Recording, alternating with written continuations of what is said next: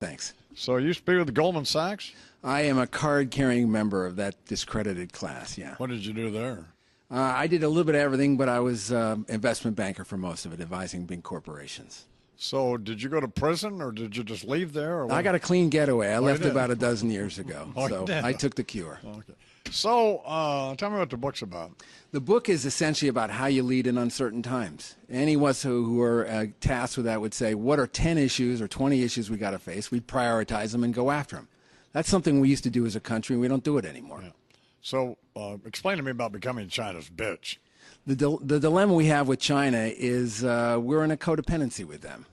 We buy their cheap goods, and they provide us with debt. And we have to borrow about 42% of our budget every year. And, you know, how wise is it to have your number one trading partner be your number one lender at the same time? So have you heard what Trump says about this? Do you think Trump makes any sense? I don't know what Trump says about it.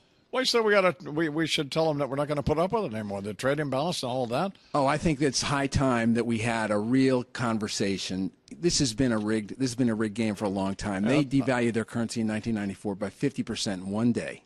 Since that time, we've lost 6 million manufacturing jobs. They've made 10 million. It's time for a talk. Way past time for a talk. So everybody thinks Trump is crazy. I'm not one of those people who thinks he's crazy, but that's what he says. He says, look, this is nonsense.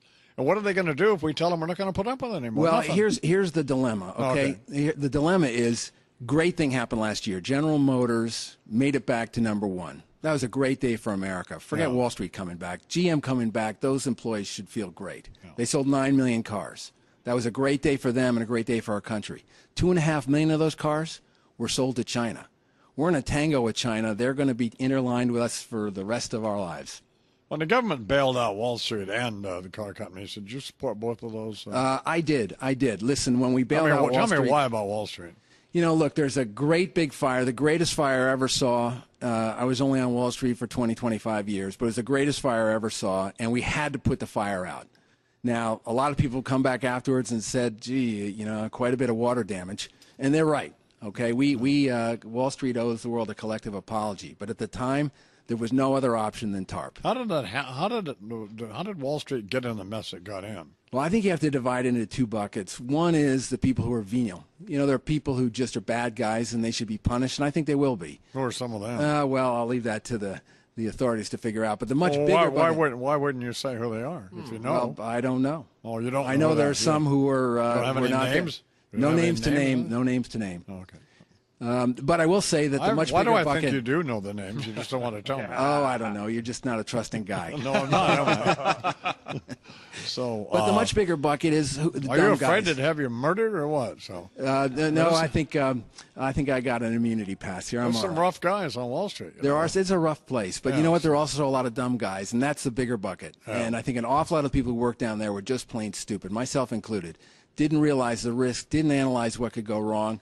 And it affected us in China, to tell you the truth, because up to that time, you know, we were arrogant. We used to go over there and say, look, we have these derivatives. It's kind of a mysterious game, this capital markets. Best left to the experts. 2 years later, we're down on bended knee saying, please bail us out. You know, we're oh, of course. And so now something interesting has happened. You talk to the 40-something CEOs over there, they believe right now that they understand capitalism better than we do. They believe their capitalism is going to be more effective than ours. And in the G7, G8, they expect fully to be G1. One of the things that almost everybody is irritated about is that nobody on Wall Street's been held accountable. You know, it's extraordinary, isn't it? I think the SEC is getting onto some of these insider trading. I mean, other than that guy who looks like Neil Cavuto. What's his name? Raj. What's his name? Raj Ratnam. Yeah, I think you're being a little mean to Neil Cavuto there. I thought you liked him. I love him to death, but I mean, it is what it is. So it looks like a guy.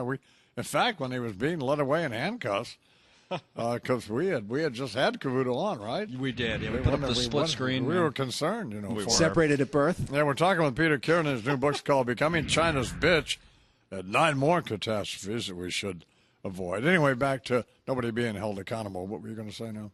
I was just going to say it's high time that they were. Yeah. I think there are people who basically bent the law. There are dozens of cases of insider trading that they're prosecuting, and they're going to get them. So now you write about some various talk show hosts, including me, at the beginning of the book, and I couldn't figure out why, other than it's a good way to get on their programs. Well, if that's an added virtue, that's great. But I was a little kinder to you than to some others. What was the point? The point was that we came from a world where there were 3 networks and the news got delivered basically sanitized, completely objective, with no influence or color. And then with the emergence of the cable industry, suddenly there was a lot more avenues, a lot more channels, and they were dying for content. Just about that time, there were out in radio land lots of people who were basically practicing a different craft, which is bringing their own opinions, their own ideas, and their own interpretation of the news. And it turned out that that was appealing. You know, there's a great line from Oscar Wilde: never confuse the public interest with what's interesting to the public.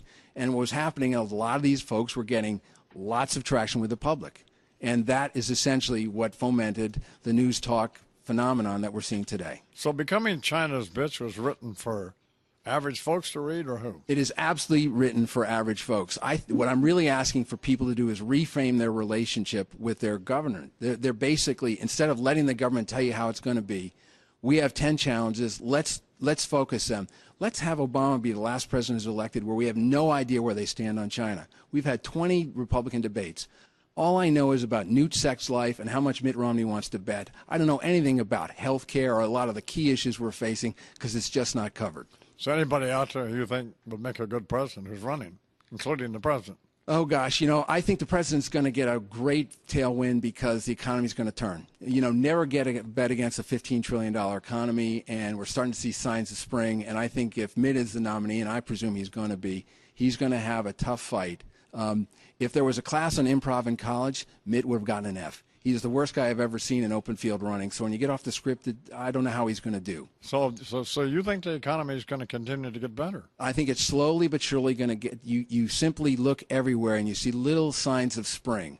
Look, there are cross currents. If the Iranians close the Straits of Hormuz, I think it's all bets are off. I think a lot of the things in Europe are still far from figured out. The Greeks bear many gifts, and we got to beware of them. Been able to get booked on shows like Fox and Fiends or the Today Show or any of those, or Good Morning America? No, I think, frankly, they're a little more precious than my book will allow. It's the title that's keeping you from getting booked? You know, or my looks, one of the two. But no, you're a good-looking guy, so that shouldn't be a problem. No, I'm being serious about is the title keeping you off these shows? Or? You know, the title is keeping off some shows, but, you know, obviously you could look at this one of two ways. Either I've got something to say or I'm the fall of Western civilization. And people come out on both sides of that, and I'm willing to live with that. What's the message that the Fox and Fiends people are just downstairs? What's going on? Why don't you just go on and demand to be on? Or, all right, I'll tell him you sent me. Hey, Bigfoot, can't we get him on that show? We could try. Yeah, we'll make an effort. So, all right, man. Well, good luck with your book. Thank you very much.